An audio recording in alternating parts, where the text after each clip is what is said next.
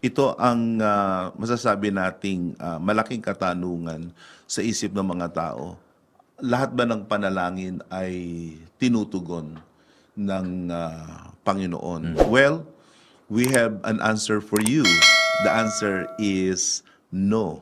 Hindi lahat ng panalangin na idinadasal ng tao, mananampalataya man o hindi, ay tinutugon ng ating Panginoon. Una, ang panalangin na iniaalay at inihahandog o idinadasal sa mga Diyos-Diyosan. Prayers that are basically offered to idols. And let us not be shocked when we hear that word idols or the acts of worshiping and devoting oneself to an idol, which is idolatry, because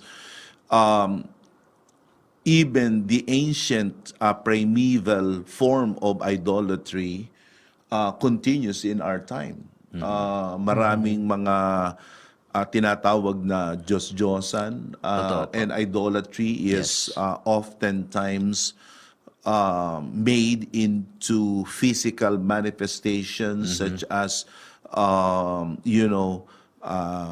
statues, graven images, icons, and even in the scriptures, there is what you call as modern idolatry, such as adultery, such as covetousness. Let's read that verse.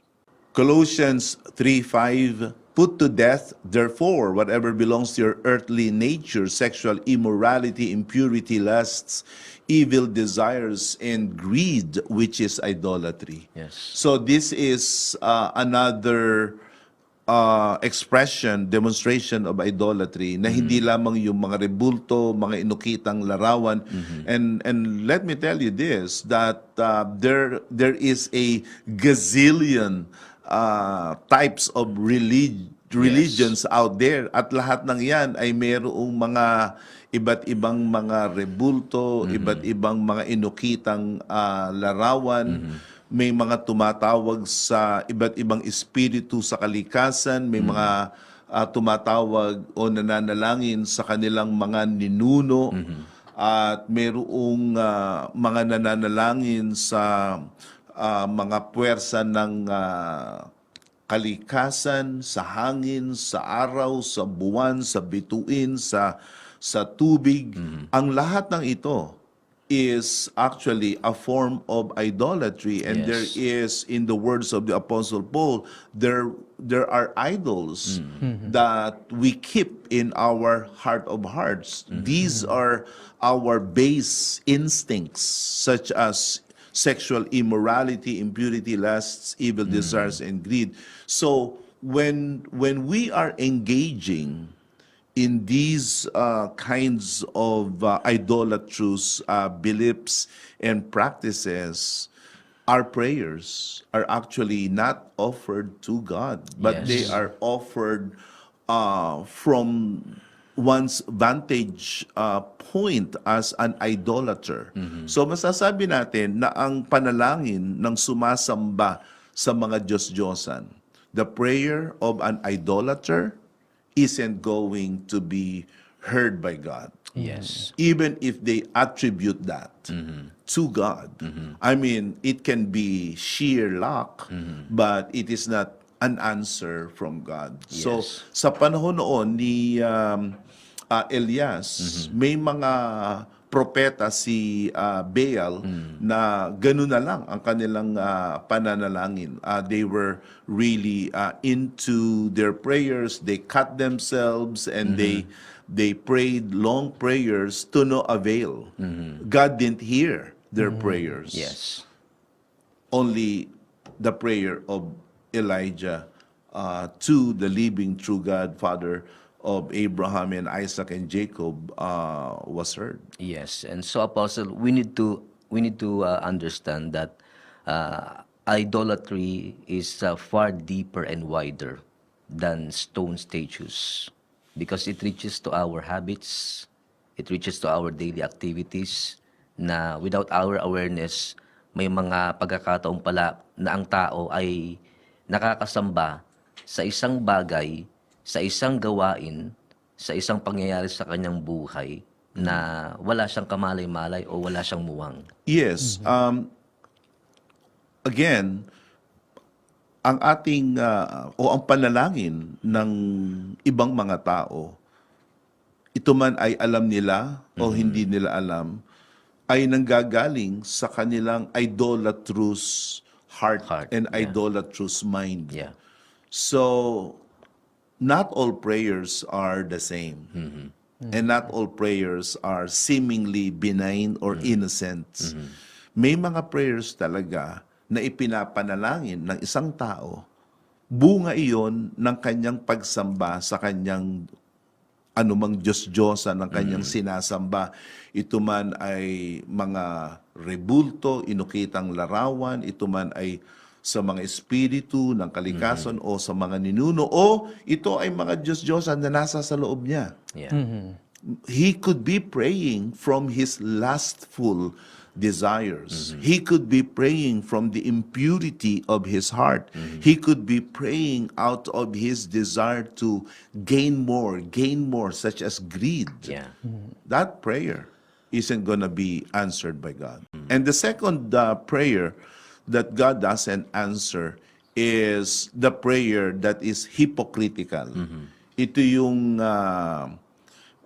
panalangin na masasabi natin ay punong-puno ng hypocrisy. Yeah. At ito ang... So when can we say that a prayer is hypocritical or full of hypocrisy?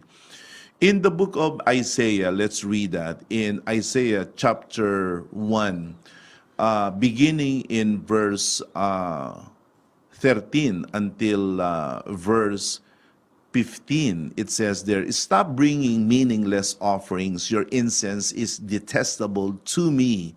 New moons, Sabbaths, and convocations. I cannot bear your evil assemblies. Your new moon festivals and appointed feasts, my soul hates. They have become a burden to me. I am weary of bearing them. When you spread out your hands in prayer, I will hide my eyes from you. Even if you offer many prayers, I will not listen. Your hands are full of blood." And let me continue reading to verse 16. "Wash and make yourselves clean. Take your evil deeds out of my sight. Stop doing wrong." So this is a very revealing example of a hypocritical prayers. Ito yung mga panalangin na sa panglabas na kaanyuan ay parang tama at parang wasto. Pero sa ilalim nito, ito ay nanggagaling sa puso na makasalanan, puso na wala talagang damdamin sa ating Panginoon, at sa isang pamumuhay na masasabi natin ay taliwas sa kalooban ng Panginoon at tuwirang lumalabag sa kanyang kalooban. Yan ang karanasan ng mga Hebreo noon sa panahon ni Isaias, na ang buhay talaga nila ay masama. Sila'y naging mga mananamba ng mga ibang mga Diyos sa panahon nila. Sila'y nagpakaliko sa kanilang mga daan. Pero sa isang banda, sila rin ay patuloy na nananalangin sa Diyos ni Abraham, Isaac at ni Jacob. Hindi nila pinababayaan yung kanilang mga kapistahan. Hindi nila pinababayaan yung kanilang mga kapulungan at mga pananalangin. Pero sa isang banda, nakikita rin ng Diyos na sila'y nasa kalikuan na at sila'y nasa kasalanan na. At ang sabi ng Diyos, no, I don't want to have this kind of prayers offered to my presence. It is an insult. It is an affront to my holiness, and I don't want these kind of prayers to be offered to me. Hindi ko sasagutin ito. Kaya kahit po pala pinangangalagaan mo yung nasasakupan mo, Apostle, pero kapag mapagpaimbabaw pala o pakitang tao lang yung panalangin mo. Hindi pala talaga diringgin ng Diyos. I think that's the right word, yung kapaimbabawan. Because that's what basically hypocrisy is. Yes.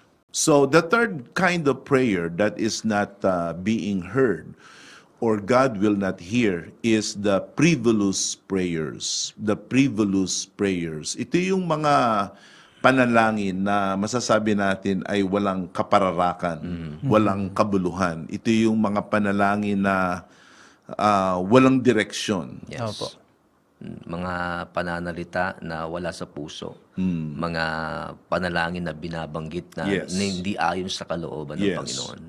It says here in Matthew chapter 6 verse 7, "And when you pray, do not keep on babbling like pagans, for they think they will be heard because of their many words." Kaya dito po natin makikita, Apostle, na hindi sa maraming kasasalita, hindi sa mabulaklak na pananalita, ang ating panalangin ay magiging makabuluhan sa harapan ng Diyos. Because in our prayer, God is looking at our heart. Kung ano yung laman ng ating puso, the proper posture of our heart. Kumbaga, yan ang tinitignan ng Diyos sa atin. The context of that statement of Jesus was the incoherent, gibberish, and nonsensical prayers of the religious pagans of that time. Iba talaga ang mga pagano noon na ang kanilang mga panalangin ay hindi mo mapagdugtong yung pasimula at dulo at gitna. So even in the standard of even in the human standard, those prayers are Unacceptable. yes, nonsensical, like incoherent and gibberish. And they are coming from a wrong place. Ang kanilang paniwala na habang mahaba ang iyong panalangin ay tutugunin ng ating Panginoon. Now, we have nothing against protracted prayer. Yung panalangin na mahaba. Pero iba naman yung panalangin na basta pinapahaba lang sa kaisipan na didinggin siya ng Panginoon. Hindi pahabaan yan. Hindi rin paiksian yan. Kasi may mga nagsasabi na, ako maiksi lang manalangin. Well, if that is something that works for you, why not? But what is important is we base our prayers in the express, written, and taught will of God in the Scriptures. Praise God. And we should not pray like the pagans of the ages and the pagans of long ago, nor we should pray the prayers of the pagans of today dahil may mga pagano pa sa ating panahon ngayon. So, frivolous prayers are not gonna be heard by God. Yung mga panalangin na walang kapararakan, mga panalangin na walang kahulugan, masasabi natin. Yes, and this is something we are thankful about, Apostle, because in the church, kumbaga, naituro sa atin yung tamang pananalangin. Before, we are also praying before, but there's no sense of direction. Maging yung ating tinatawagan, hindi natin nakikilala. Yung ating nilalapitan. But in the PMCC Fourth Watch, through the leadership of our apostle, our living apostle right now, kumbaga, yung pananalangin na tama at wasto ay ating nagagawa. I mean, we are connected to the one true God through our prayers. Kumbaga, yung ating mga pananalangin may laman, may sensiridad, may pag-ibig, may gabay ng banal na Espiritu.